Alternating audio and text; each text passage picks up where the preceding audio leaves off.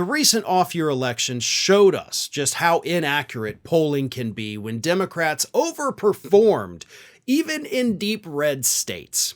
And it's not a one-off thing either. Democrats have actually been overperforming in elections, including last year's midterms, this year's off year, and of course, all of the special elections in between.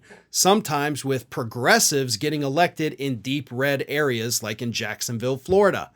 But that leads me to my next question here. This is from YouTube user Jeanette Anderson 7152, who says, "Hey Farron, subscriber from Sweden here. First, I want to thank you for both your shows, ROF and as well as Fair and Balanced. I follow American politics closely and watch both you and Midas Touch on the regular. Midas Touch is great, by the way. Love those guys.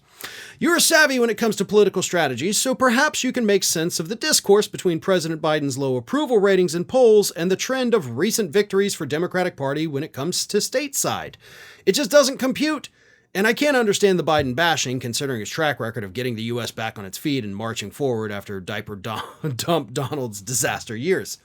Okay, lot to take in. But basically, the heart of the question is, Biden's got low approval ratings. He's actually done a lot, and he's not getting credit for it. I agree 100%.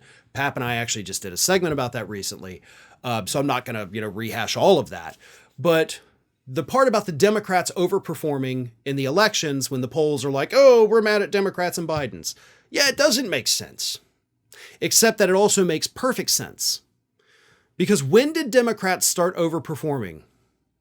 Immediately after the overturning of Roe versus Wade. Even in deep red states like Kansas, where abortion bans have been put on the ballot given to the people in deep red states, conservative voters, even conservative voters have said, no, we don't want it. We don't want an abortion ban in our state.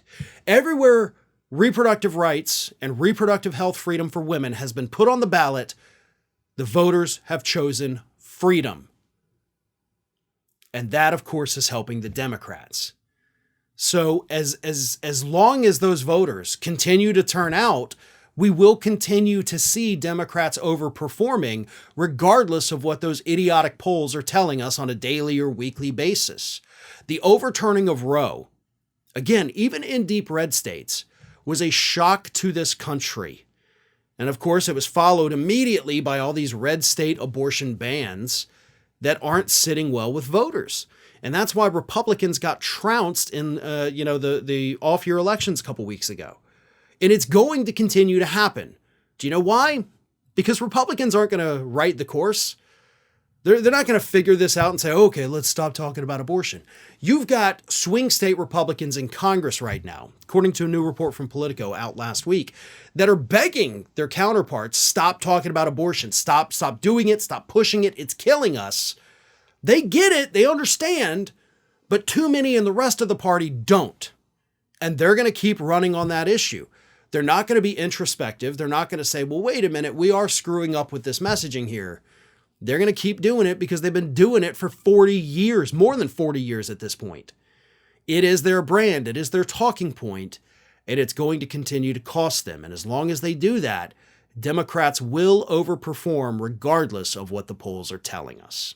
Ring of Fire has fresh content 7 days a week, so if you want to be reminded about it, don't forget to subscribe to the channel, hit the little bell to be notified every time a new video goes up.